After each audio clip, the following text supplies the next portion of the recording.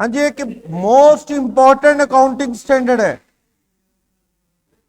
Inter 1 के syllabus का AS10 plant property equipment. क्योंकि ये वाला जो अकाउंटिंग स्टैंडर्ड है इसकी अकाउंटिंग +1 से शुरू होती है। +1 लेवल से बच्चा डेप्रिसिएशन पढ़ने शुरू करता है, रिवैल्यूएशन पढ़ना शुरू करता है, स्पेयर पार्ट्स सीए फाउंडेशन में आता है, स्पेयर पार्ट्स का क्या करें, पेड और लाइव स्टॉक का क्या करें, ये सारी चीजें जो है सबका आंसर ये AS10 देता है। AS10 जिसका नाम पुराना नाम फिक्स असेट्स था अकाउंटिंग स्टैंडर्ड 10, लेकिन पिछले 5-6 साल से इसका नाम बदल के क्या कर दिया गया, प्लांट प्रॉपर्टी इक्विपमेंट कर दिया गया। आवाज सुनना।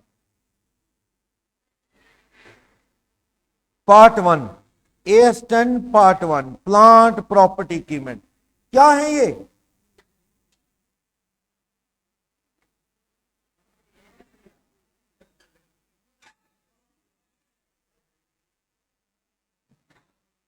AS10 plant property equipment part 1 important accounting standard CA inter point of से। अगर मैं कहूं इस इंटर 1 के अंदर जितने भी अकाउंटिंग स्टैंडर्ड है सबसे बड़ा ये और सबसे ज्यादा इंपॉर्टेंट भी ये है।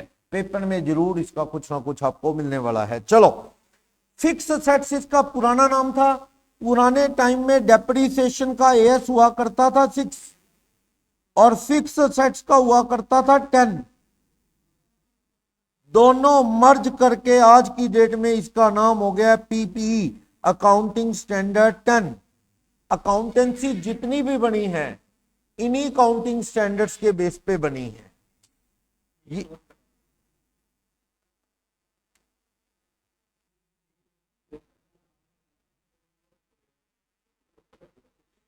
तो AS6 और 10 को मिला के आपने देखा कि क्या बना दिया इन्होंने, AS10 प्लांट प्रॉपर्टी इक्विपमेंट। लेकिन अभी भी बड़े सवाल बाकी हैं कि घोड़ा है बंदे के पास, कैमल है, दूध देने वाली गाय है, उसका क्या करें, उस पर डेप्रिसिएशन का क्या रूल है? आज भी रूल नहीं। ICAI कह रहा है कि हमारे पास अंडर कंस्ट्रक्शन है, हम जो भी एक कैमल लाइव स्टॉक है, कैमल डॉग, ये सारी चीजें, या आपके पास पेड़ है, इसका एक नया अकाउंटिंग स्टैंडर्ड बनाएंगे बहुत जल्दी। ठीक है ना, अभी तक कोई अकाउंटिंग स्टैंडर्ड है नहीं। अभी तक ये जो AS10 है ना, ये भी वही इनकी बात करता है टेंजिबल वाली, और कौन सी, मशीन फर्नीचर जैसी चीजें, नॉन लाइविंग चीजें, उनकी ही डिस्कशन करता है मेनली। हालांकि AS10 में नाम लेगा बेरर प्लांट का कि PP है, लेकिन उस पर ज्यादा डिस्कशन नहीं है। चलो, AS6 आज की डेट में क्या है ही नहीं। 1 से लेके 29 अकाउंटिंग स्टैंडर्ड हैं पूरे जो ICAI ने दिए हैं, उनमें 6 नहीं है और उनमें 8 नहीं है। 6 कहां चला गया डेप्रिसिएशन वाला, AS10 PP में चला गया। 8 रिसर्च एंड डेवलपमेंट का हुआ करता था कि भाई रिसर्च और डेवलपमेंट के खर्चे का क्या करें, वो AS26 इंटेंजिबल असेट्स में जाके मर्ज हो गया, इंटेंजिबल असेट्स में मर्ज कर दिया गया। आज रिसर्च एंड डेवलपमेंट की सारी बातें कहां करेंगे, AS26 में। ऐसी डेप्रिसिएशन की सारी डिस्कशन कहां करने वाले हैं, अपा इस चैप्टर में करने वाले हैं, AS10 में। तो AS10 इंटर 1 का एक इंपॉर्टेंट AS। वैसे PPE कहो या पुराना नाम फिक्स असेट्स कहो, तो जो पार्ट 1 अपा पढ़ रहे हैं, इसका मेन काम क्या होता है? PPE या फिक्स असेट्स पुराना नाम है। आज भी लोग फिक्स असेट से जल्दी समझ जाते हैं। किसी को कहना तेरी PPE कितनी है, वो पता नहीं, कहता हार्ट का या BP का प्रेशर पूछ रहा है, तो उसे नहीं पता लगेगा, क्योंकि PP अभी तक ना उतना कॉमन हुआ अब भी नहीं। आम आदमी अभी +1 +2 वालों से पूछ के देख लो, वो आज भी फिक्स असेट्स ही समझेंगे, PP नहीं समझते। प्लांट प्रॉपर्टी इक्विपमेंट नाम नया कर दिया गया, जबकि मुझे तो लगता है फिक्स असेट्स वाला ज्यादा बढ़िया था। चलो,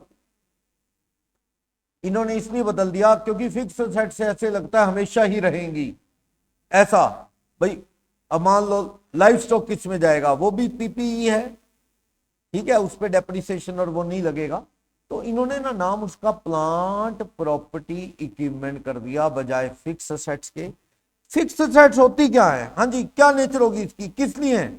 हेल्ड फॉर मैन्युफैक्चरिंग या प्रोडक्शन पर्पस।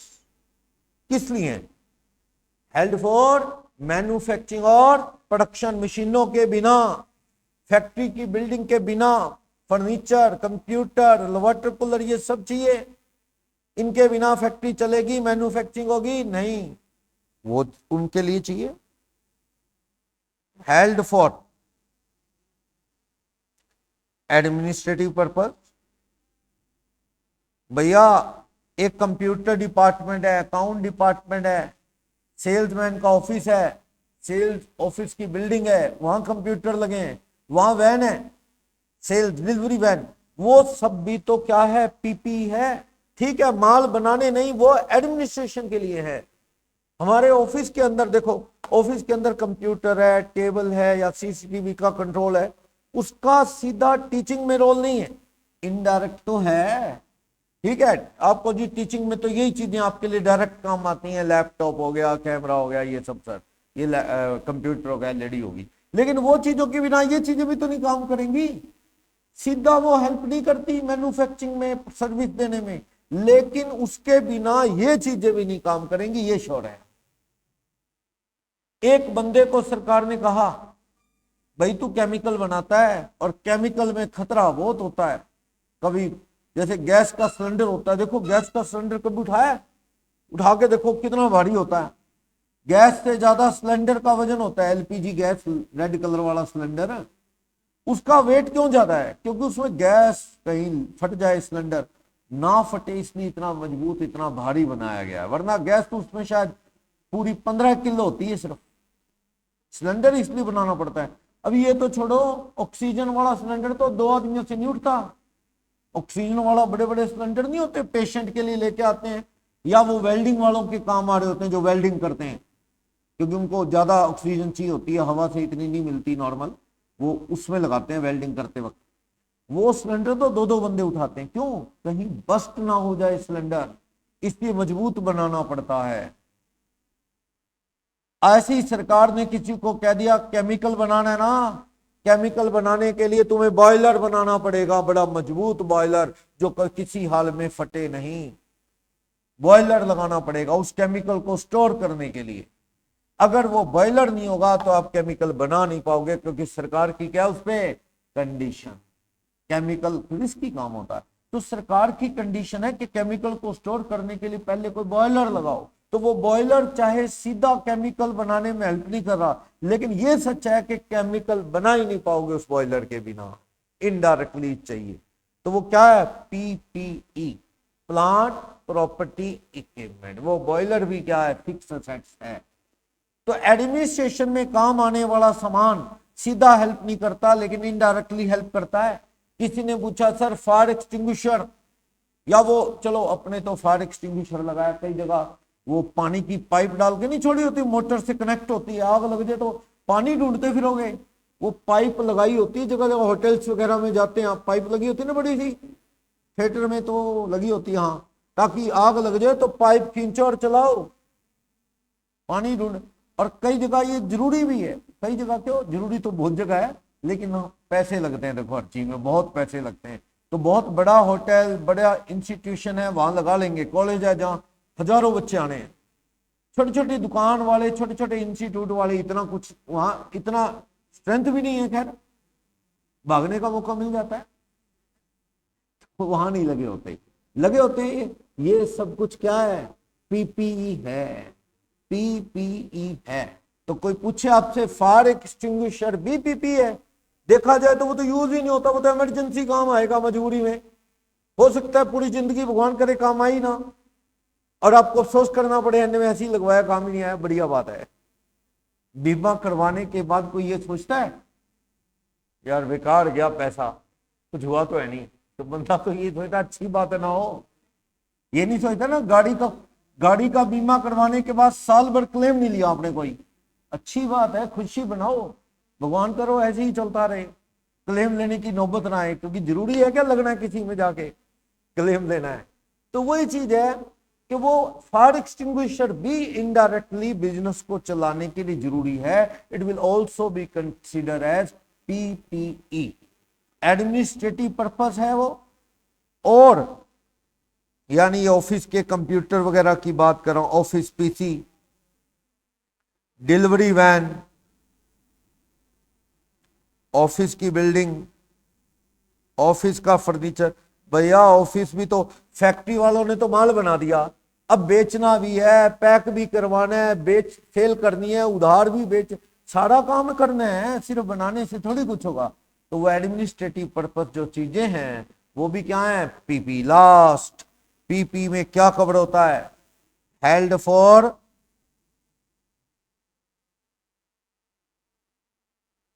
चलो जी आप सामान नहीं बनाते, सामान नहीं बनाते, पर आप क्या देते हैं, सर्विस। सर्विस देने वालों के पास भी पीपी है। यस, एक पार्लर है, मान लो हेयर ड्रेसर है, उसके पास ड्रायर होता है कि नहीं, उसके बाद और भी कई गैजेट्स होते हैं जिससे वो सर्विस देता है, वो सब पीपी है। हम सर्विस देते हैं तो हमारे पास तो ये सारा कुछ ही है।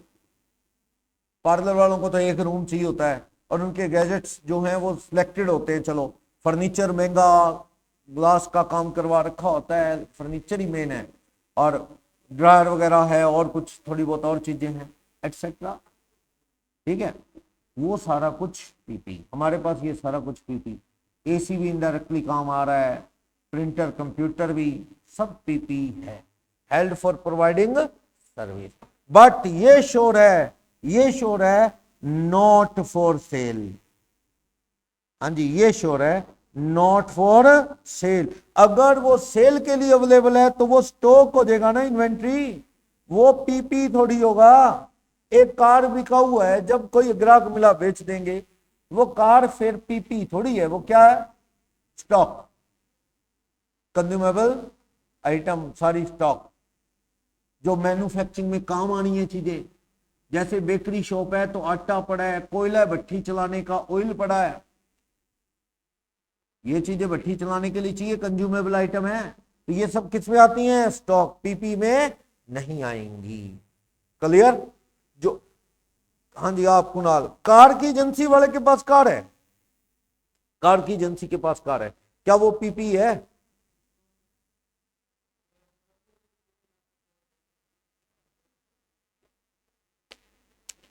पर्सनल यूज की कोई भी एसेट जनरली एसेट में नहीं आती, वो क्या है, घर की एसेट है। हाँ कभी कभी होता है कि हम बिजनेस की एसेट्स को थोड़ा बहुत घर में यूज कर लेते हैं, टोटली घर में यूज करोगे तो वो फिक्स एसेट्स बिजनेस की नहीं होती। कार है बिजनेस की, कभी कभार घर लेके तो अलग बात है। हाँ जी, और बताओ, यानी बिजनेस की असेट भी तो हो सकती है कार। कार की एजेंसी वाले के पास एक कार है, वो घर के लिए नहीं है, वो एजेंसी के कामों के लिए है। मालिक ने एजेंसी के कामों से कभी आरटीओ जाना है, क्योंकि आजकल तो वो एजेंसी वाले ही नंबर लेके देने लग गए आरटीओ से, एजेंसी वाले ही बीमे करवा के देने लग गए, एजेंसी वाले ही 2-2-3 साल की गारंटी का कार्ड बना के देने लग गए कि गाड़ी जहां खड़ी हो जाए वहीं फोन मार देना, बंदे पहुंच जाएंगे। पैसे लेते हैं इसी के, वो 20-20 हजार रुपये ले लेते हैं 3-3 साल के, पता नहीं पहुंचते कि नहीं पहुंचते, पैसे बहुत ले लेते हैं कि जहां खड़ी होगी गाड़ी फोन कर दो वहीं सर्विस मिल जाएगी। ऐसे ही कहते हैं। मैंने अभी गाड़ी ली थी तो मेरे को ये कह रहे थे, मेरे भाई कहता रहने दे कोई फायदा नहीं, कोई नहीं पहुंचते। उसने ली थी तो उसने भी भरे थे पैसे, कहता मैंने फोन मारा था बीकानेर, टायर पंक्चर हो गया था, कोई नहीं पहुंचा। होता है, पैसे ले लेते हैं वो। और बंदा पता है क्या सोचता है, क्या दो यार टेंशन फ्री हो जाओगे, कहीं फैमिली के साथ जा रहे हो, कहीं गाड़ी पंक्चर हो जाए, कोई खराब हो जाए, कोई टेंशन नहीं। पर टेंशन रहती, कहाँ पहुंचा जाता है। मैं अभी फैमिली के साथ थोड़े 4-5 साल पुरानी बात होगी, वृंदावन गए, दिवाली से अगला दिन, बिल्कुल अगला दिन, शायद क्लास में बात हुई हो, दिवाली से जस्ट अगला दिन चाबी बंदर उठा ले गया गाड़ी की। लॉक किया, एक आश्रम में रुकना था, कोई नॉन थे वहां, बाहर गाड़ी लगाई, अंदर जा रहे आश्रम के, वो बंदा लिख रहा है भी कहां से आए हो, कौन हो, जैसे रेफरेंस। इतने में चाबी को बंदर बंदर घूम रहे थे वहां, उठा ले गए। अब वो गाड़ी लॉक होगी, आजकल गाड़ियां वो सेंटर लॉकिंग सिस्टम होता है, वो पुराने टाइम वाली है नहीं कि भैया वो कोई भी आसानी से खुल जाए।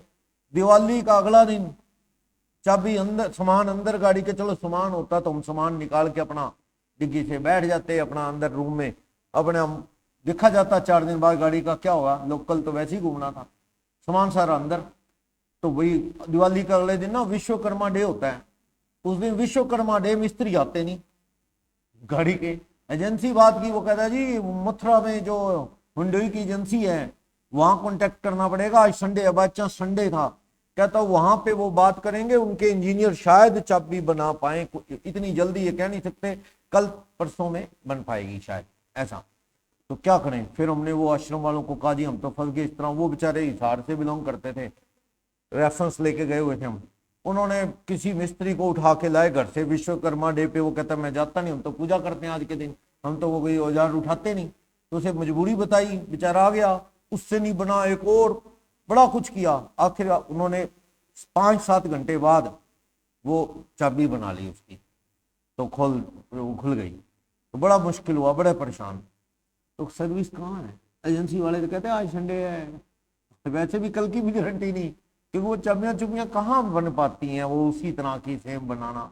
होटल वालों के तो पास मास्टर की होती है, किसी भी रूम की चाबी गुम जाए रूम खोल लेते हैं वो, तो एजेंसी वालों के पास ऐसी कोई चाबी नहीं होती कि कोई गाड़ी खोल लो, वो तो बनती है स्पेशल। तो मैं ये बता रहा हूँ कि कई बार ऐसा होता है कि सर्विस के नाम से बड़े पैसे लूट लिए जाते हैं, लेकिन होता है उसमें बाद में कुछ भी नहीं है। चलो, आप कोई भी फिक्स असेट्स लेते हो, ये शुरू के खर्चों का क्या होगा, इसमें 2 तरह के खर्चे हैं जो पीपी में जोड़े जाएं कि नहीं, एक्सपेंसेस 2 तरह के हैं, पार्ट ऑफ पीपी,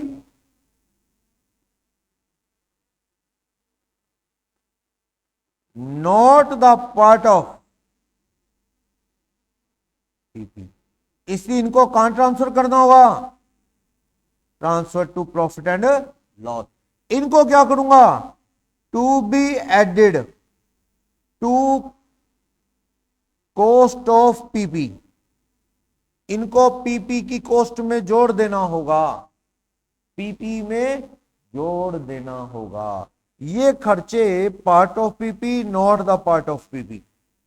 ये थोड़ा बहुत तो अपन छोटी क्लासेस में पढ़ते रहे, वही है क्या, कैपिटल वर्सेस रेवेन्यू एक्सपेंडिचर का टॉपिक पढ़ते थे आप छोटी क्लासेस में, कैपिटल वर्सेस रेवेन्यू एक्सपेंस, याद होगा। उतना तो नहीं, वहां तो पूरा चैप्टर ही पढ़ते थे, +1 की बुक में भी ये चैप्टर है, सीए फाउंडेशन वगैरह में हर जगह आता है। कोई खर्चा कैपिटलाइज कब होगा, हाँ जी Rishabh, capital expenses versus revenue expenses, ये वर्सेस है। कैपिटल एक्सपेंडिचर मींस जो सेट में जुड़ेगा, रेवेन्यू एक्सपेंसेस मींस जो P&L में डेबिट होगा, ये एडेड टू पीपी, यानी पीपी मतलब फिक्स एसेट्स में जुड़ेगा। हाँ जी ऋषभ, कंडीशन ये कह रहे हैं ऐसा कोई भी खर्च जिससे वैल्यू में क्या हो, value addition.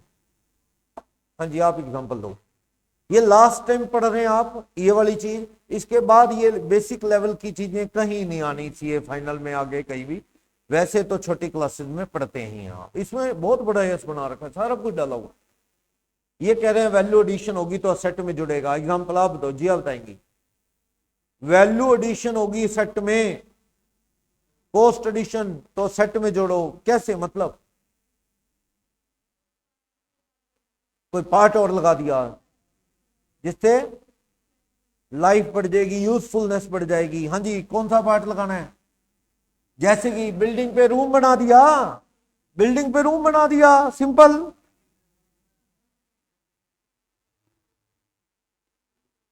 Addition to building. जैसे सामने प्लॉट पड़ा है, गर्मी में बहुत विकल्प परेशान होते हैं भी बच्चे, शेड डाल दिया, पहले ये प्लॉट था ना, इस पे इंटे उंटे गेट नहीं लगा था, खाली पड़ा था ये, तो बड़ी परेशानी थी, मिट्टी थी मतलब, तो बारिश आती थी वो बड़ा दिक्कत हो जाती थी व्हीकल्स की। और दूसरा, लोग आके गाड़ियां फंसा देते थे, प्लॉट अपना और गाड़ियां लोगों की, लड़ते रहो बुलाते रहो। अब भी कौन सा माना, अभी गेट एंट्री पे कार लगा जाते हैं वो लोग, भी कॉमन सेंस होती है भी किसी के घर का गेट या प्लॉट का गेट है, उसके आगे गाड़ी लगाने का क्या लॉजिक है, गेट खुलेगा कैसे, बुला बुला के लाते फिर वो लोग।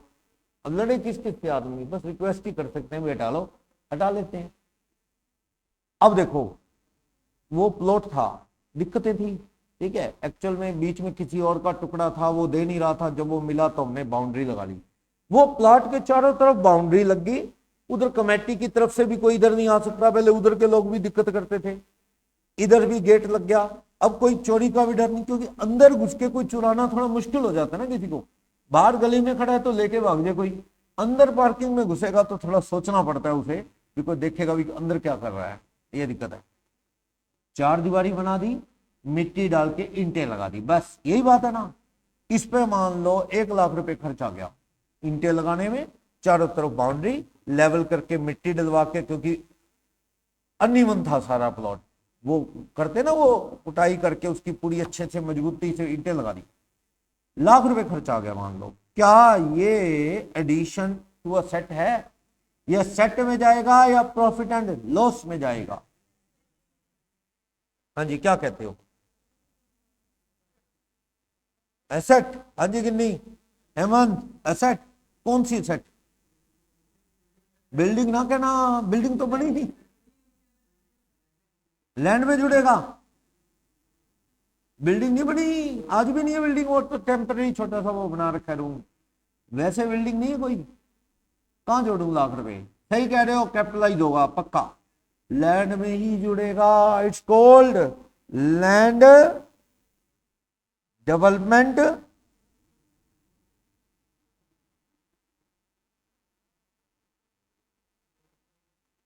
लैंड डेवलपमेंट एक्सपेंसिव किस में ऐड हो जाएंगे?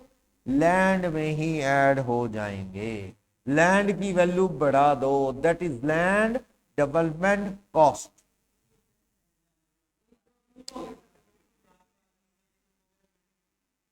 देखो अगर सब्सटेंशियल है, मतलब कोई 1-2 और डालने ऐसे गेट गुट लगा के, मान लो बिल्डिंग, लेकिन प्लॉट के 10% हिस्से में भी नहीं है वो स्ट्रक्चर और है भी टेम्पररी, शेड ही है जस्ट एक, तो बिल्डिंग कहना थोड़ा मुश्किल हो जाएगा उसे। ये तो म्युनिसिपैलिटी नहीं बिल्डिंग मानती इसको, म्युनिसिपैलिटी बिल्डिंग नहीं मानती, छप्पर डाला होता है ना जिसे, उसे म्युनिसिपैलिटी बिल्डिंग नहीं मानती, उसका हाउस टैक्स नहीं आता, उसे खाली प्लॉट ही माना जाता है। मतलब बिल्डिंग मीन्स रहने लायक, बिजनेस करने लायक, इस तरह का हो, हैबिटेबल हो। रहने को तो खैर लोग तंबू में भी रह जाते हैं टेंट में, लेकिन फिर भी रहने लायक उसमें वो फैसिलिटी नहीं, कुछ नहीं, वो तो एक कार खड़ी करने के लिए शेड डाला हुआ है, just can't be treated as a building, ठीक है ना। इसको ना एग्जैक्ट डिफाइन करना बड़ा मुश्किल है कि क्या बिल्डिंग में जुड़ेगा और क्या नहीं जुड़ेगा। अगर यही ऊपर डाला होता टेम्परेरी पार्ट ऑफ बिल्डिंग बन जाता, अब वो प्लॉट थोड़ी, वो तो बिल्डिंग के ऊपर ही बना हुआ है, ये प्लॉट में जोड़ लो। अगर एक आधा और बना दें फिर ठीक है, फिर must be treated as building. Light का इंतजाम कर दें अंदर, और 1-2 बना दें, पानी की टैप पहुंचा दें वहां तक, तो फिर वो हैबिटेबल हो गया है, रहने लायक हो गया है, then it can be treated as part of building. फिलहाल लैंड डेवलपमेंट कॉस्ट किस में जुड़ेगी? लैंड में। ये कॉस्ट ऑफ लैंड को बढ़ा देगी। हुड्डा में जाओ कभी, हुड्डा कॉलोनी अपने, वहां क्या अभी भी कुछ एरिया, वैसे तो लगभग डेवलप हो गया सारा, कुछ एरिया पीछे की तरफ ऐसा है जहां पे क्या है, वो झाड़ियां जुड़ियां सी लगी हुई हैं, लाइट लूट लगी नहीं हुई। उन्होंने क्या किया, खाली वो टिब्बे थे रेत के, वहां वो ऐसा एरिया ना जहां जाने से लोग डरते थे, अब तो बढ़िया शहरी बस गया पूरा।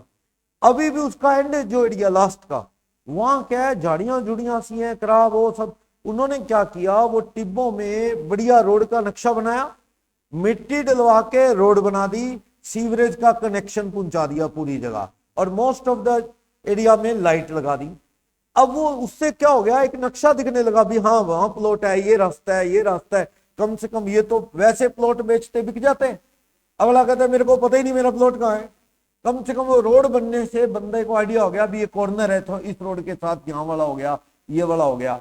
तो वो जो ये खर्चा है, देखा जाए तो बिल्डिंग तो कुछ भी नहीं है, वहां रोड बनी है, सीवरेज का कनेक्शन, पानी का वो पाइपें डाल दी, और कई कई जगह वो बिजली के पोल भी लगा दिए, स्ट्रीट लाइट वाले पेड़ लगा दिए जगह जगह। वो क्या है, लैंड डेवलपमेंट कॉस्ट ही होती है, इसे लैंड डेवलपमेंट कॉस्ट ही माने। आप बताओ, लैंड को पीपी में लेना चाहिए, पीपी तो है पर इस पे डेप्रिसिएशन नहीं लगेगा, ये पीपी है yes, but no depreciation can be 50, क्योंकि डेप्रीसिएशन उन चीजों पे लगता है जिनकी लाइफ क्या हो, useful life above 1 year, but having limited life. जिनकी लाइफ 1 साल से ज्यादा हो बट हो क्या, लिमिटेड, उन पे लगता है। लैंड की लाइफ लिमिटेड है क्या, लैंड की लाइफ तो अनलिमिटेड। हाँ जी, लैंड खत्म होती है, वो इकोनॉमिक्स कहती होगी कि बार बार फसल उगाने से उसकी फर्टिलिटी क्या हो जाती है, कम, लेकिन वैसे तो लैंड वही रहेगी, दुनिया आती जाती रहेगी, जमीन का कुछ नहीं।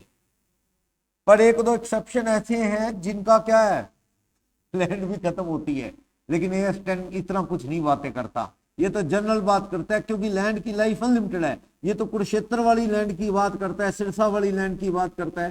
कुरुक्षेत्र की जमीन महाभारत हुई थी, बताते हैं 5-6 हजार साल पहले, क्या वो जमीन बदली, वही है। पांडव कौरव चले गए, उसके बाद दुनिया पता नहीं कितनी बदल गई, लेकिन जमीन तो वही है ना। हम आते जाते रहेंगे, जमीन तो वही रहेगी। डेप्रिसिएशन नहीं लगना चाहिए लैंड पे, उसकी लाइफ क्या है, अनलिमिटेड। लेकिन पहाड़ों पे जाना, जब ये बारिशें आती, कितनी जमीन साफ होती है आपको पता लगेगा, वहां जमीन भी खत्म होती है। मैंने शायद ये भी बात डिस्कस की हो, बहुत टाइम पहले की बात है, कोई 7-8 साल पहले। एक आश्रम में ठहरे, हरिद्वार हम गए थे घूमने, गंगा के किनारे एक आश्रम था, वही लिंक ढूंढ के हम उस आश्रम में ठहरे, गंगा किनारे, ताकि नेचुरल, कोई मेरे ग्रैंड पेरेंट्स उनके आगे कोई थे, वहां ठहरे। वहां के जैसे उनके सेवादार थे गुरु जी के, तो लोग ठहरे हुए धार्मिक सारे, वो सुबह सुबह जैसे सबको इधर उधर बता रहे थे आश्रम के बारे में, गंगा के बारे में सारा।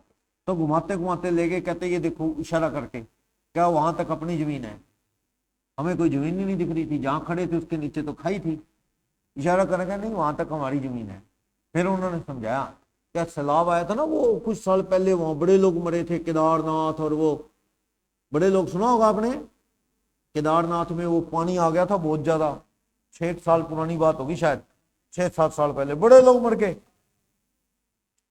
एक आधी पार्किंग में 235 गाड़ियां खड़ी थी, एक भी नहीं बची, पार्किंग विद गाड़ियां बहगी। शायद ड्राइवर भी बेचारे साथ ही हो लिए होंगे, क्यों, भागने का पता ही नहीं लगा, पानी इतना आया। उस वक्त बड़ा नुकसान हुआ। जो रिवर साइड, अभी हमारा चंबा जाना हुआ, तो एक होटल बुक कर रहे थे रिवर साइड, तो रावी नदी बहती है उसके पास में। फिर मेरे को याद आ गया, मैंने कहा छोड़ यार, पानी के साथ कहीं रात को सोते ही रह जाए, क्योंकि वो ऐसे ही था, नदी के बिल्कुल साथ, ऐसे पानी का क्या पता लगता है। पिछली बार बड़े लोग मनाली में हुआ ना, होटल के होटल बह गए मनाली में, रिवर साइड बढ़िया होता है, लेकिन खतरा तो रहता ही है, बह जाते हैं साथ। तो उस गुरु जी ने बताया, उनके आगे जो फॉलोअर थे, उसने कि भाई ये इतने फुट जगह पहाड़ पे हमारी है। मैंने कहा जी रही तो नहीं, कहता वो सैलाब आया था, गंगा जी बहुत ऊपर चल रही थी, पानी बहुत ऊपर चल रहा था गंगा। पिछली बार मनाली के पास ब्यास नदी ने तहलका मचा दिया, बहुत कुछ बर्बाद कर दिया था, पानी गाड़ियां चलती हैं उस रोड के ऊपर चल रहा था, जबकि वो 20 फुट नीचे बहती है ब्यास नदी। तो क्या गंगा जी बालेगी सारे पहाड़, लैंडस्लाइड हो गए। तो मैंने कहा जी अब तो फिर कुछ है ही नहीं, खत्म हो गया, किनारे अपा खड़े ही हैं इसके आगे। क्या नहीं, पहाड़ में रूल है, हमारे नाम ये जगह है, ये जगह हमारे नाम है, जगह है नहीं, पहाड़ बह गया। क्या नहीं, हम इसके साथ मिट्टी लगा के, कंक्रीट लगा के अपनी जगह को वहां तक बढ़ा सकते हैं जिस जहां तक हमारी रजिस्ट्री है। तो मेरे को बड़ी हैरानी हुई, भी ऐसा भी हो सकता है, इतनी हाइट पे बैठे हैं, कहां वो नीचे वो बांध के पोल, और बंदे काम कैसे करेंगे, पर करते हैं, वहां पैसा लगता है, लेकिन वो जगह को कहते हैं जी हम आगे तक जोड़ जोड़ के इसके साथ बढ़ा सकते हैं, हमारी जगह रिकॉर्ड में हमारे नाम है। तो वहां से मुझे लगा भी यार, यहाँ तो जमीन भी गायब होती है, आप कहते हैं जमीन का कुछ नहीं बिगड़ता, यहाँ तो निकल गए कई होटल जमीन साथ में। पर AS10 नहीं बात करता, AS10 तो जनरल जमीन की बात करता है। सिरसा की जमीन कहां गायब हो जाएगी, यहाँ तो पहाड़ भी नहीं है, लैंडस्लाइड हो जाए। तो लाइफ 1 साल से ज्यादा हो बट क्या हो, लिमिटेड, उन पे लगता है डेप्रिसिएशन, लैंड पे नहीं, क्योंकि लैंड की लाइफ क्या है, अनलिमिटेड, कोई डेप्रिसिएशन। और जितने भी सिरसा लायक अकाउंटेंट हम ऑडिट करते हैं लोगों की, वो ना लैंड और बिल्डिंग को इकट्ठा दिखा देते हैं। आपने देखो बाजार में, रोड़ी बाजार में दुकान खरीदी, वो कहते जी 5 करोड़ की शॉप खरीदी रोडी बाजार में, महंगा है रोडी बाजार, चलो 2.5 करोड़ कर लेते हैं। 2.5 करोड़ की शॉप खरीदी, वो पूरे 2.5 करोड़ पे डेप्रिसिएशन लगाते हैं, गलत। इसका क्या होना चाहिए, बाइफर्केशन। आप दलाल को बुला के बाइफर्केट कर लो, लैंड कितनी और बिल्डिंग कितनी। बाइफर्केट किया तो पता लगा 2 करोड़ की तो जगह है, बने हुए के तो पैसे सिर्फ 50 लाख हैं, डेप्रिसिएशन सिर्फ इस पे लगेगा, लैंड पे नो डेप्रिसिएशन। केस लगते हैं इनकम टैक्स में, सिक्योरिटी में, क्योंकि इनकम टैक्स ऑफिसर को भी ये बात पता है कि ये बंदे ज्यादा डेप्रिसिएशन लगा रहे हैं। पूरी की पूरी शॉप की बिल्डिंग पे डेप्रिसिएशन लगाना कहां का रूल है, बहुत फर्क पड़ जाएगा। इनकम टैक्स तो तंग करेगा ही। 2.5 करोड़ पे 10% लगा दिया 25 लाख, कहां लगना था 50 लाख पे 10% 5 लाख, 20 लाख का फालतू डेप्रिसिएशन है, तो इनकम टैक्स ऑफिसर क्या करेगा, नोटिस देगा। वैसे इनकम टैक्स ऑफिसर अगर कॉमर्स बैकग्राउंड का हो ना, और तब और ज्यादा दिक्कत है जब वो क्या है, थोड़ा बहुत सीएसए भी पढ़ चुका हो, सीए के अंडर आर्टिकलशिप रिटर्न ने देख चुका हो, खून पीजेगा वो लोगों का। क्यों, क्योंकि लोगों को नॉलेज नहीं और चले जा रहे हैं, और आगे इनकम टैक्स वालों को भी नॉलेज नहीं होती, वो भी चले जा रहे हैं ऐसी। यहाँ एक ऑफिसर आ गए थे लोकल, अपने आईटीओ जगदीश कुमार बठिंडा से थे, उन्होंने हाफ सीए और हाफ सीएस की हुई थी, बाद में जॉब लग गई, आईटीओ इनकम टैक्स ऑफिसर बन गए, प्रमोट होके कमिश्नर बन जाएंगे, उन्होंने सीए भी छोड़ दी बीच में, वो आगे। और वो दुनिया बताती थी कि भैया मैं तो मतलब मेरे जैसे मैंने जब ये सारी चीजों की नॉलेज, उससे पहले की बात है, यानी मैं स्टूडेंट लाइफ में था तब थे वो, तो हमारे जो और सीए थे एडवोकेट बताते थे भैया ये आदमी के पास केस लग गया ना क्यों बड़ी रेल बनाएगा, क्यों, उसको नॉलेज थी इन चीजों की। आम जो कॉमर्स बैकग्राउंड का नहीं होता उसे तो ये चीजें माइंड में नहीं आती ना। जब मैं सीए बनाना एक आईटीओ के पास केस लगा, मैं चला गया जैसे, एक प्राइवेट कंपनियां नहीं होती छोटी छोटी शहर में, एक प्राइवेट कंपनी का केस था, पेस्टिसाइड की, छोटी सी दुकानदारी थी, मतलब केस लगा, ऑफिसर कॉमर्स बैकग्राउंड का नहीं था, बस वो क्लर्क प्रमोट होके आईटीओ नहीं बन जाते, बन तो गया ऑफिसर, नॉलेज है नहीं, तो वो स्क्रूटनी में केस लग गया चेकिंग में। चलो क्लाइंट की तरफ से मैं वकालतनामा होता है एक तरह से, यानी लेटर ऑफ अटॉर्नी लेके मैंने दे दी कि मैं उस क्लाइंट की तरफ से आया हूं, तो पूछा भी क्या चाहिए आपको, कहां प्रॉब्लम है। वो कहता जी इनके जनरेटर जो है नहीं इनके पास, और जनरेटर की रिपेयर और फ्यूल के चार्जेस डाल रखे हैं इन्होंने, जनरेटर है नहीं इनके पास। तो मैंने उनको समझाया सर नीचे जनरेटर का रेंट लिखा हुआ है, जनरेटर किराए पे है, किराए पे होगा तो बैलेंस शीट में थोड़ी होगा। वो कहता भी पॉइंट मिल गया मेरे को, तो भी जनरेटर है नहीं, खर्चे डाले हुए जनरेटर के, जनरेटर है ही नहीं, वाकई में किराए का था। फिर वो चुप कर गया कि उसे नॉलेज नहीं थी। फिर कहता इन्होंने डिविडेंड नहीं दिया, डिविडेंड नहीं दिया कहता कंपनी ने, तो भाई तेरे को क्या तकलीफ है, कंपनी डिविडेंड दे ना दे, उसे लग रहा है भी इसमें भी कोई पॉइंट है, डिविडेंड सारी कंपनियां देती हैं, इस कंपनी ने डिविडेंड क्यों नहीं दिया। मैंने उनको समझाया सर डिविडेंड देना ना देना कंपनी की मर्जी है, इसमें क्या हो गया, डिविडेंड नहीं दिया तो उसे लग रहा है भी लो है डिविडेंड देना होता है, तो मतलब नॉलेज नहीं थी ऑफिस। तो ऐसे ऐसे ऑफिसर आ जाते हैं, उनको जैसे मर्जी गोली दे दो, कि उनको नॉलेज होती नहीं। और वो जगदीश जी जैसे मैंने बताया वो वैसे आ जाते हैं, वो खून चूसते हैं लोगों का, क्योंकि उनको सारी नॉलेज होती है, वो पॉइंट पकड़ते हैं, क्योंकि उनके आगे फिर चलती भी नहीं ना, सारे उनको पता होती हैं चीजें, प्रैक्टिकल क्या सही और क्या नहीं, या आधे आईटीओ ऐसे ही बन जाते हैं, ये सिस्टम आते हैं। ठीक है, चलो एक आईटीओ किसी मेरा स्टाफ था एक अनिल सेठी, अब सीए बन गया, उसको कहता जी मेरे को टैली सिखा देगा, उसको आईटीओ कह रहा है टैली कंप्यूटर, भाई अकाउंट देखने भी तो आने चाहिए लोगों के, तो ही सही चेकिंग करेगा ना। वो अकाउंट मांगते हैं, लाओ जी आपके अकाउंट, लोग टैली में दे जाते हैं अपना पेन ड्राइव में डाल के अपने अकाउंट, ऑफिसर को टैली आती हो तो देखे, यानी कंप्यूटर अकाउंटेंसी, कहीं जाएगा तो इंसल्ट होती है, ईगो हर्ट होती है, कहीं सीखने जाएगा तो वो कहता है ये जूनियर सा लड़का है, इसको कह देता हूँ भी ये करा दे, तो ये हाल है। ऐसे ऐसे ऑफिसर भी बन जाते हैं कई बार, जो कैपेबल नहीं होते लेकिन सीनियोरिटी सिस्टम के थ्रू आ जाते हैं कई बार, उनको कितनी भी ट्रेनिंग दे दी जाए वो बात नहीं बनती। चलो, पर हमें तो यही मान के चलना है सामने वाले को पूरी नॉलेज है, गलत काम करो ही ना। लैंड एंड बिल्डिंग पे भूल के भी इकट्ठे डेप्रिसिएशन ना लगाओ, वरना सोचो जवाब नहीं बनेगा कोई, 20 लाख का डेप्रिसिएशन घट जाना है और 20 लाख इनकम में जुड़ गया तो आप सोचो कितना टैक्स बन जाएगा। पहली नॉलेज होती बिल्डिंग में 5 लाख लगाता, 20 के कोई और झूठे जाठे खर्चे डाल लेता। अब तो कोई इलाज भी नहीं है, फंस गया तो 20 लाख सीधा प्रॉफिट में क्या होएगा, एडिशन, डेप्रिसिएशन। कैलकुलेटर पे क्यों नहीं लगता डेप्रिसिएशन? मटेरियल नहीं है तो लॉन्ग लाइफ, 1 साल से ज्यादा चलेगा, लेकिन उसकी वैल्यू कितनी है, 200, 300, 500। क्या 500 400 की चीज पे 25-50 रुपए डेप्रिसिएशन लगाओगे? क्या फुल नॉलेज के लिए जरूरी है ये डेप्रिसिएशन लगाना? ठीक है, आप कहते हैं कि यूजर की इंफॉर्मेशन क्या हो, पूरी सही अंडरस्टैंडिंग हो, पर इससे क्या उनकी अंडरस्टैंडिंग गलत हो जाएगी फाइनल अकाउंट की? अगर कैलकुलेटर को पी एंड एल में डाल दिया, डालो पी एंड एल में, क्योंकि राइट ऑफ करो, क्योंकि अमाउंट क्या है, स्मॉल, मटेरियल नहीं है। कार्तिक बताएंगे कितने अमाउंट से ऊपर आइटम को मटेरियल मानूं, कितने रुपए से ऊपर आइटम है ऐसी असेट दिखाऊं? क्या ये कीबोर्ड को सेट दिखाऊं, वायरलेस कीबोर्ड को, माउस को? ये डिपेंड करता है साइज ऑफ बिजनेस पे। अंबानी को तो 50,000 भी नहीं याद रहते होंगे भाई, रिलायंस की तो बैलेंस शीट करोड़ों में बन रही है, वहां तो 50,000 को लिखने पे भी पसीने आते होंगे, 0.00 करके कैसे लिखे, तो वहां तो 50,000 भी शायद मटेरियल नहीं है। और एक छोटे पनवाड़ी के लिए तो 500-700 भी क्या है, बहुत बड़ा अमाउंट हो सकता है। It's depend on your business, size of business पे डिपेंड करता है।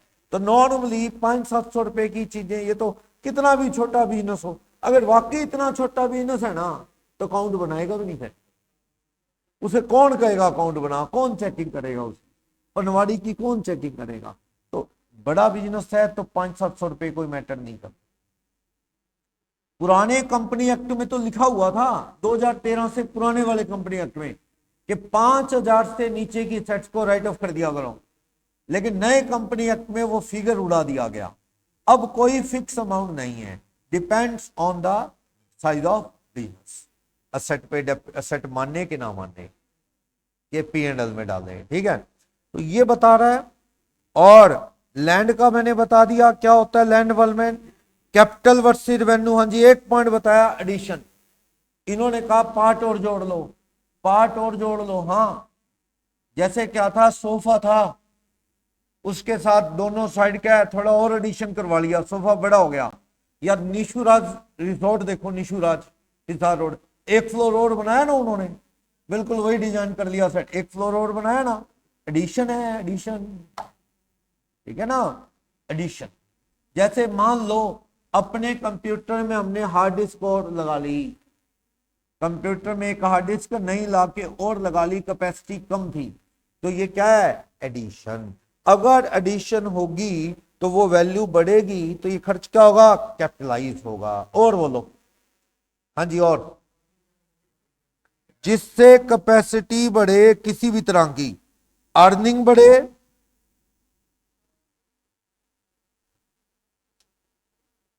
चलो इसको ना मैं थोड़ा नीचे लाऊंगा, अर्निंग इंक्रीज को,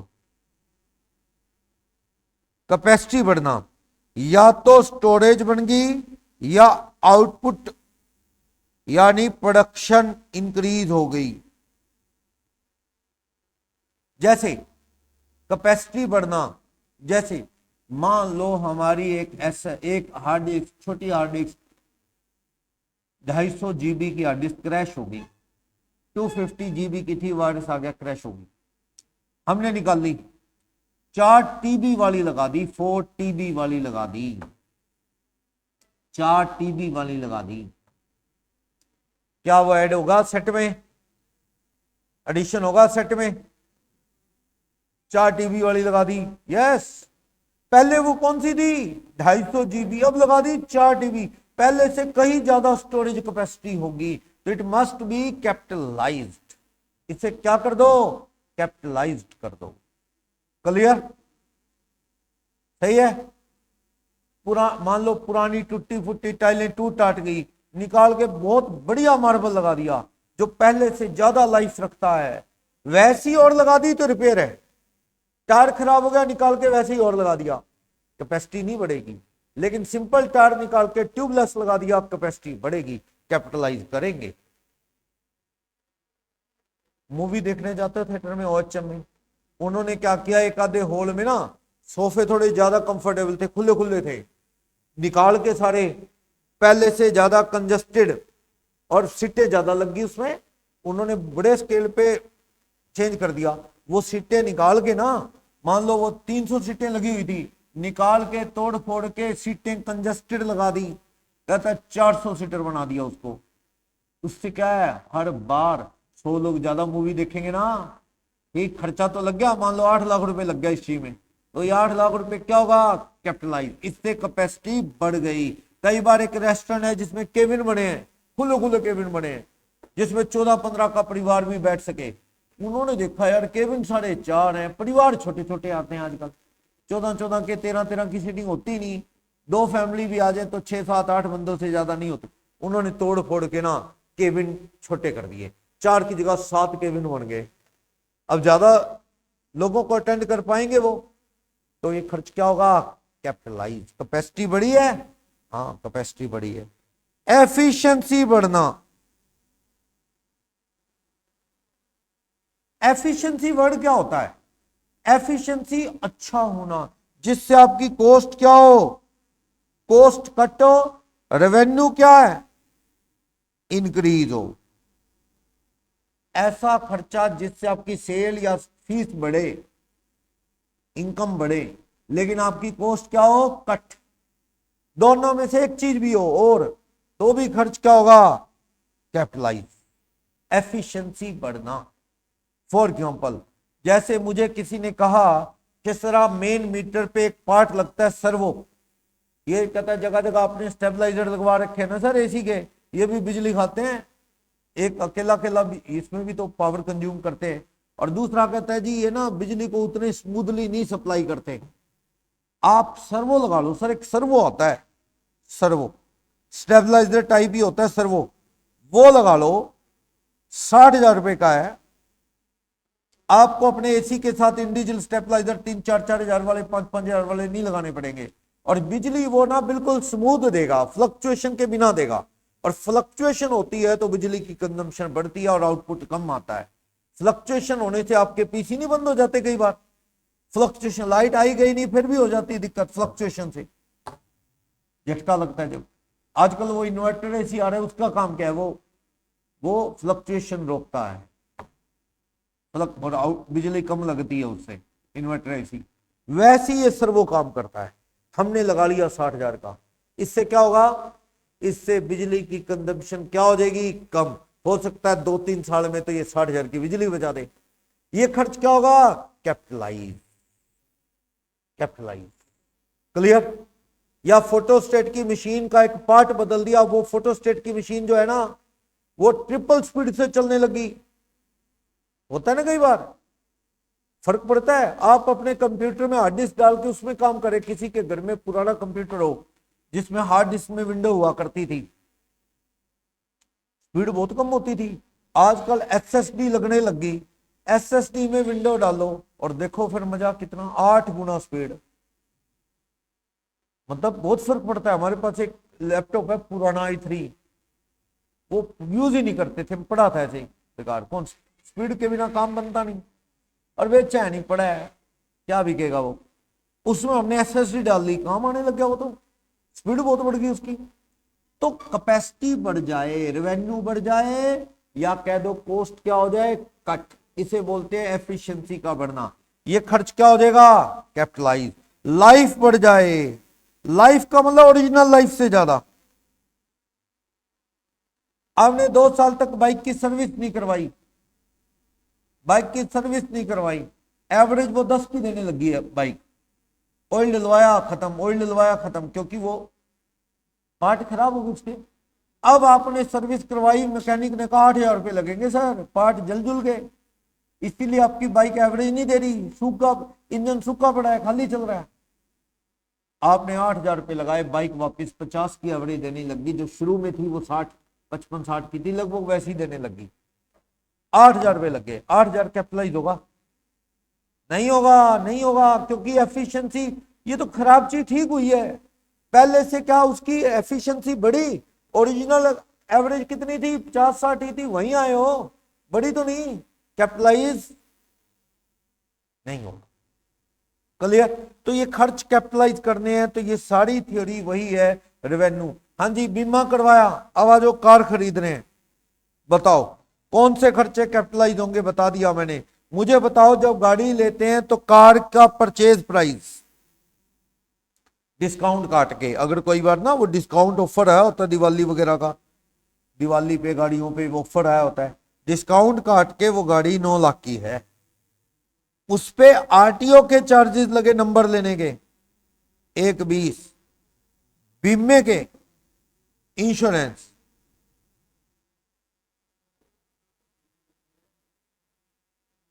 ठीक है? क्या ये खर्चे सारे कैपिटलाइज होंगे?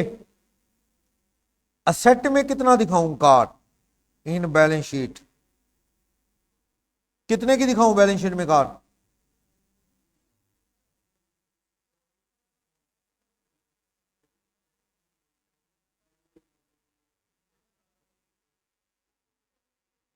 देखो, बीमा असेट की वैल्यू में नहीं जुड़ता, उससे ना वैल्यू बढ़ती, वो तो क्या एक तरह से मेंटेन रखने का खर्च है भाई, ताकि खराब होगी तो चलो सेफ्टी हो जाएगी, वो ठीक करा देंगे, वो उसे मेंटेन रखने का खर्चा है, ना कि उसकी वैल्यू एडिशन करता है। क्लियर? ताकि खराब होगी तो बीमे वाले दे देंगे, तो उसे मेंटेन करने का खर्चा है, ना कि उसकी एफिशिएंसी बढ़ाता है। ये कैपिटलाइज होगा, बीमा नहीं हुआ। एनुअल रिपेयर सर्विस वगैरह भी कहां जाएगी? प्रॉफिट एंड लॉस में। लेकिन आरटीओ बायलॉ जरूरी है नंबर लेना, बिना नंबर गाड़ी रोड पे चल नहीं सकती। एजेंसी वाले टेम्परेरी नंबर लगा के गाड़ी बाहर निकालते हैं, तो नई गाड़ी मार के भाग जाए, पकड़ोगे कैसे? उसका नंबर ही नहीं है। इसलिए एजेंसी से गाड़ी निकलती है टेम्परेरी नंबर लगा के, फिर आप अप्लाई कर दोगे, आरटीओ एजेंसी वाली कर देते हैं आजकल, नंबर आ जाएगा 5वें 7वें दिन, फिर वो आप प्लेट लगवा लेना उस पर। ये सिस्टम होता है। तो मेरा कहने का यह है कि भाई इंश्योरेंस रिपेयर मेंटेनेंस टाइप खर्च है, उसे बचाने का, रिस्क से पैसा नुकसान कवर करने का, ना कि उसकी वैल्यू एडिशन करेगा। एक्सेसरी लगवाई, चलो एक्सेसरी समझ गए, जैसे वो गार्ड लगवा लिया आगे, कोई बम्पर वगैरह कोई आगे, जैसे आप अपनी बाइक पे लेग गार्ड नहीं लगवा लेते दोनों तरफ, हो स्टील का वो, ताकि आगे कोई लगे तो पैर पे ना लगे चोट, लेग गार्ड लगा होता है कई बार। इस तरह की चीजें एक्सेसरी लगवाई, जोड़ लो सेट में। नई सेट खरीदी है ना, उसमें एक्सेसरी लगवाते हैं तरह तरह की, जोड़ लो, नई में है जोड़ लो, उसका पार्टी बन जाती है वो। ठीक है? तो आपको ये टॉपिक ये बताता है कि लैंड, वो जो आपने व्हीकल खरीदा, क्या जुड़ेगा क्या नहीं जुड़ेगा। ठीक है? समझ गए? हाँ जी, आप बोलो। ट्रायल, ट्रायल के खर्चों का क्या करूं? Trial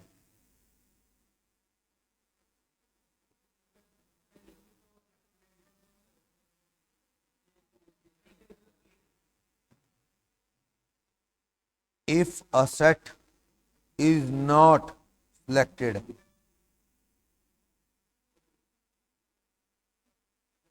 trial expenses transfer to profit and loss account if asset selected, यानी कि बॉट कर ली, वो सेट बॉट कर ली, तो ये खर्च क्या हो जाएगा?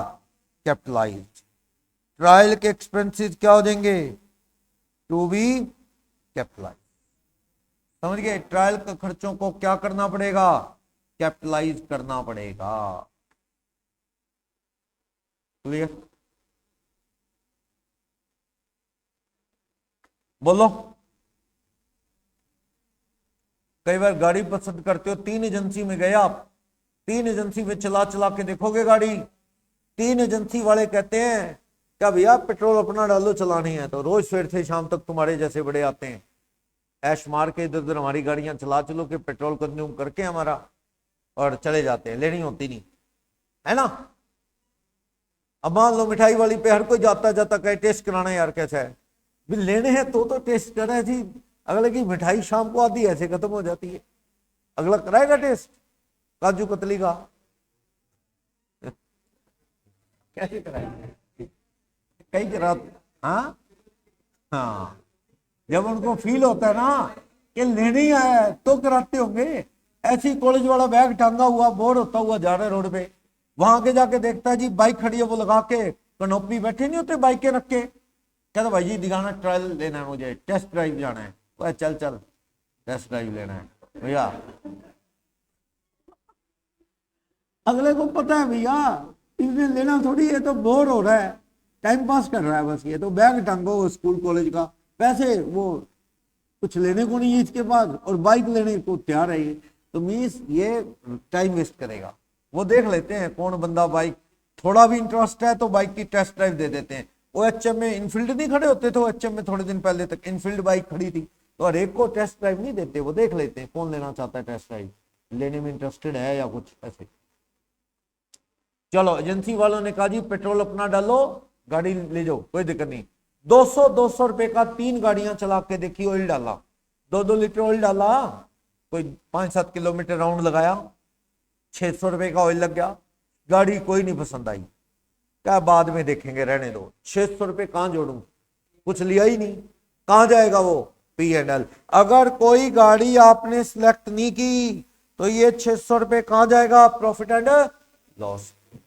लेकिन अगर आपको कोई गाड़ी पसंद आ गई तो ये खर्चा क्या है, उस गाड़ी में जोड़ लिया जाएगा।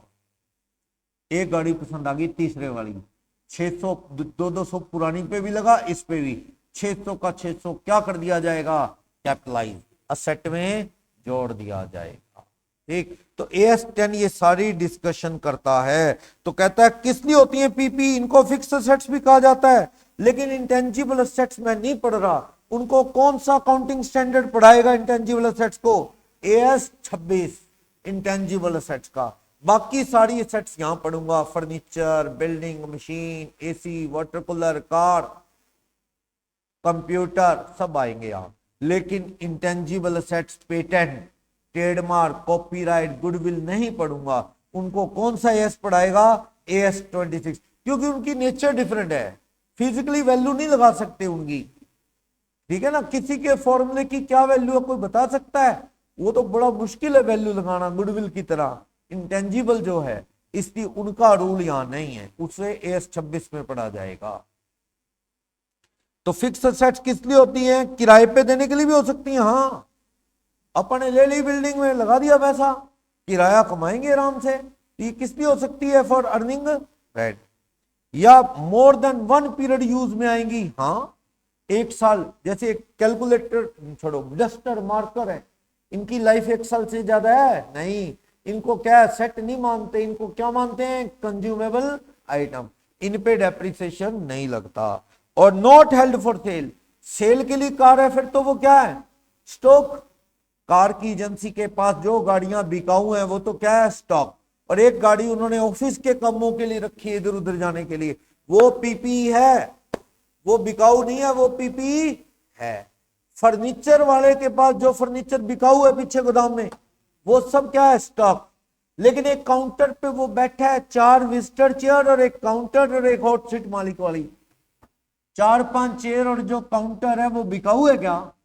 कोई आके उस काउंटर को देख रहा अंदर से, देख के इधर उधर, तो भाई साहब क्या कर रहे हो, क्या ये लेना है, ठीक है क्या रेट है, वो कह चल भाई अंदर बड़े हैं जो लेने हैं, ये नहीं बेचूंगा मैं, क्या यही दे दे।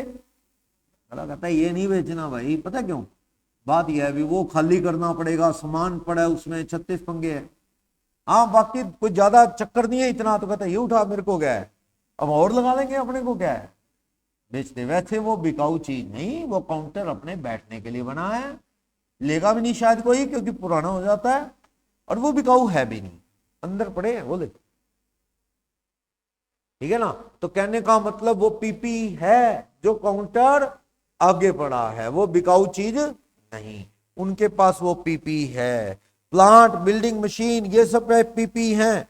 ये AS10 पढ़ने का ऑब्जेक्टिव क्या है, ये AS10 जो रिवाइज वाला है ये क्या बताएगा हमें, इसको पढ़ने का ऑब्जेक्टिव क्या है, ये बताएगा क्या ट्रीटमेंट करना है, कितना सेट में दिखाना है, और यूजर की अंडरस्टैंडिंग के लिए हेल्प करेगा। ये कहता है ऐसे दिखाओ सेट को, ताकि यूजर की अंडरस्टैंडिंग क्या हो थोड़ी और अच्छी। ये हमें बताएगा पीपी में कितना पैसा इन्वेस्ट हुआ है और उसकी वैल्यू डेप्रीसिएशन वगैरह रिवॉल्यूशन से कितनी चेंज हुई है। चेंज तो होती है value due to depreciation, revaluation, value change होती है। वो चेंज कितना हुआ है और उसकी कॉस्ट में क्या कुछ आएगा। कॉस्ट में purchase price plus other expenses, उसे लाने के खर्चे वगैरह जुड़ते हैं। बॉम्बे से मशीन आई, सिरसा लाने का खर्चा, चाइना से मशीन आई, चाइना बहुत, ये सारी मशीनें कहां से आ रही हैं, फोटोस्टेट की मशीनें, प्रिंटिंग प्रेस की मशीनें, ये प्रिंटर कलर वाले सब कहां से आ रहे हैं, कोरिया, चाइना, सब वहीं से आ रहा है। बहुत पीछे हम, सिंगापुर, मलेशिया, वियतनाम, वियतनाम में है ही क्या, देखो सुना, वियतनाम छोटा सा देश है, गरीब देश है, कुछ ही नहीं, खाने तक के पैसे नहीं। फिलीपींस, वियतनाम, वो भी हमें एक्सपोर्ट कर रहा है ये गैजेट्स, हार्ड डिस्क वगैरह। वियतनाम देखा करो, कई बार किसी हार्ड डिस्क पे, किसी पेन ड्राइव पे लिखा होता है ताइवान, मेड इन ताइवान, किसी पे लिखा होता है साउथ कोरिया, किसी पे लिखा होगा Vietnam, Thailand, Singapore, Japan. Japanese तो बहुत कम चीजें आती हैं। चाइना,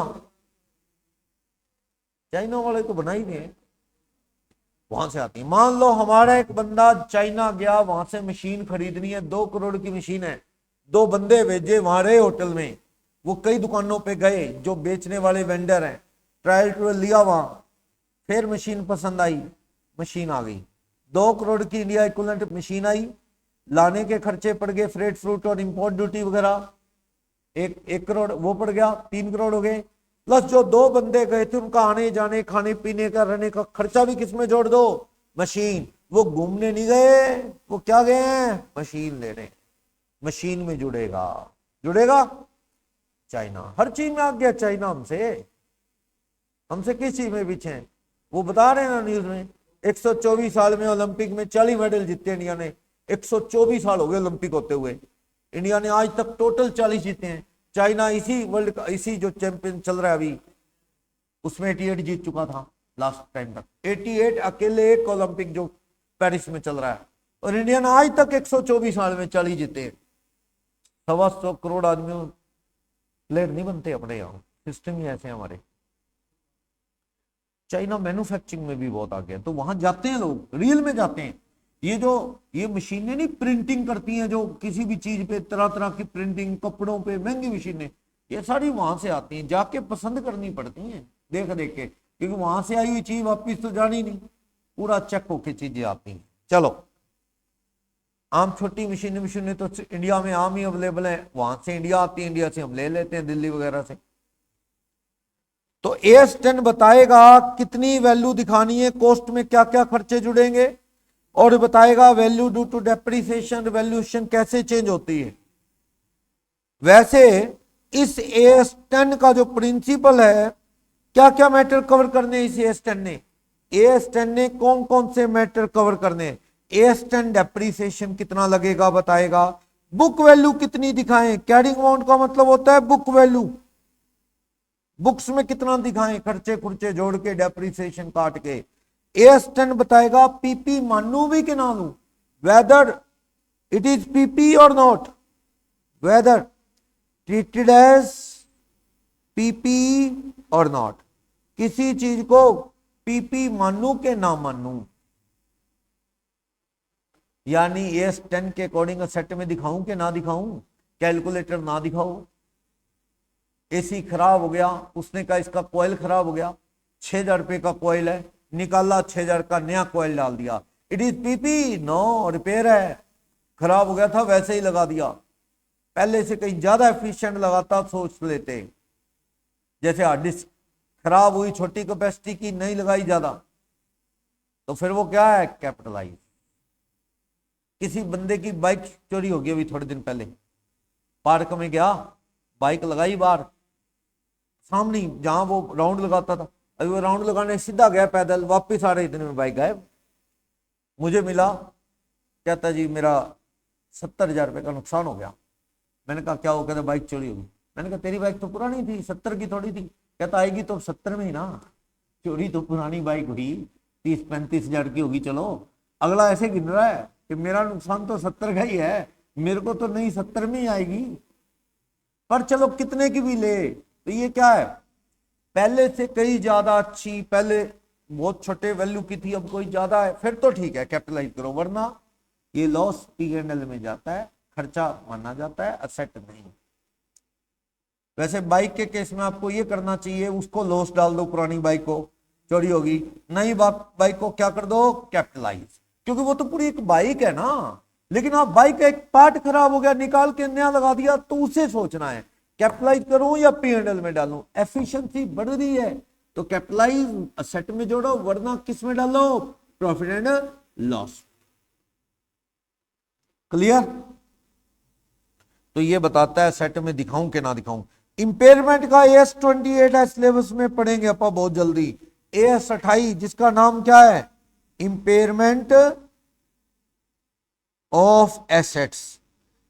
इंपेयरमेंट वर्ड का मतलब होता है reduction, reduction in value, value का गिरना। जैसे रिवॉल्यूशन में अप डाउन होते हैं ना, ऐसे इंपेयरमेंट वर्ड है, value up down up down, तो वो डाउन की बातें करता है AS28। तो पीपी की वैल्यू इंपेयर होगी, उसे बुक्स में लिखे डाउन वैल्यू को कि नहीं। इसमें ना प्रोविजन बनता होता है, इसमें ऐसे एंट्री होती है, profit and loss account debit to provision for impairment loss. जैसे बैड डेट्स का प्रोविजन बनाते हैं ना, डेटर में से घटा के दिखाते हैं, वैसे ही AS28 बताएगा इंपेयरमेंट का प्रोविजन कैसे बनना है। क्लियर? तो AS10 ये सारी बातें करेगा, हालांकि इंपेयरमेंट का कैसे करना है वो AS28 बताएगा, लेकिन ये AS10 तो कहता है भी हाँ, अगर इंपेयरमेंट डिसाइड हो गया होना है तो प्रेजेंटेशन में लेस करके कैसे दिखाने, AS10 कहता है बैड डेट्स के प्रोविजन की तरह, PP less provision for impairment loss, provision ऐसे बनाया जाता है। क्लियर? AS10 ये बात करता है। हाँ, इंपेयरमेंट होगी कि नहीं होगी, प्रोविजन बनाना है कि नहीं बनाना, AS10 साइलेंट। कौन बताएगा ये? AS28। AS28 कहता है भी ठीक है, वहां से क्या है पता कर लो, अगर बनता है प्रोविजन बना लो, फिर हम बताते हैं कैसे दिखाना है बैलेंस शीट में, ऐसे लेस करके, असेट की cost less provision for impairment loss, ऐसे। क्लियर? बोलो। तो ये सारे टॉपिक AS10 डिस्कस करेगा। डेप्रिसिएशन लगाने की बात, बुक वैल्यू कितनी दिखाए, बुक्स में रिकॉग्नाइज करें कि ना करें, रिकॉग्निशन मींस बुक्स में लिखना, रिकॉग्निशन वर्ड का मतलब होता है बुक्स में लिखना, तो बुक्स में लिखें कि ना लिखें। अगर वो शर्तें पूरी करती है, लाइफ 1 साल से ज्यादा, यूजफुलनेस बढ़ेगी, वैल्यू बढ़ेगी और लॉन्ग टाइम काम आएगी, तो उसे सेट में दिखाओ, वरना P&L में डालो। इंपेयरमेंट का प्रोविजन बनना है, लिखें कि ना लिखें ये बताता है। तो AS10 ये पीपी के बारे में बातें करता है, ठीक। अकाउंटिंग ट्रीटमेंट क्या होगा AS10 बताता है। हाँ, अगर कोई और अकाउंटिंग स्टैंडर्ड लगता है उस सेट पे तो वो लगाया जाए। जैसे लीज, पट्टे पे कोई चीज दी जा रही है, मालिक किसको माना जाए वो AS19 बताएगा। फाइनेंशियल लीज है कि ऑपरेटिंग लीज, अगर लंबे टाइम के लिए किराए पे दे दी तो समझ लो किराया इतना लग जाता है उसकी वैल्यू से भी ज्यादा, तो उसे क्या माना जाए, फाइनेंशियल लीज। ये कौन सा एस बताएगा, 19, ठीक। लेकिन ये कहता है S10, फिर यहां क्या कर रहे हैं, कहता है ऐसा है वैल्यू लिखनी है सेट में कि नहीं, फाइनेंशियल लीज के ऑपरेटिंग लीज, कहता है जी AS10 कहता है हमारा भाई है बड़ा AS19, उससे पूछ लो। फिर तेरी क्या जरूरत है, AS10 कहता है जी पूछ तो उससे लो, सेट में दिखाने के नहीं, डेप्रिसिएशन मैं बताऊंगा कितना लगाना है, लगाना है कि नहीं वो नहीं बताएगा। सही कह रहा है, समझे। AS19 लगा लो पहले, असेट मानना भी है कि नहीं AS19 बताएगा, अगर मान लिया सेट तो डेप्रिसिएशन कितना लगेगा वो 19 का काम नहीं, वो कौन बताएगा, AS10। क्लियर? तो AS19 या कोई और AS किसी असेट पे लगता हो तो लगा लो, लेकिन उसके कुछ एस्पेक्ट रिवैल्यूएशन, डेप्रिसिएशन वगैरह इस 10 से रिलेटेड है तो 10 उसकी बात करेगा, 10 की हेल्प आपको लेनी पड़ेगी। क्लियर? सिर्फ 1 मिनट ब्रेक ले रहा हूं मैं, फिर शुरू करता हूं।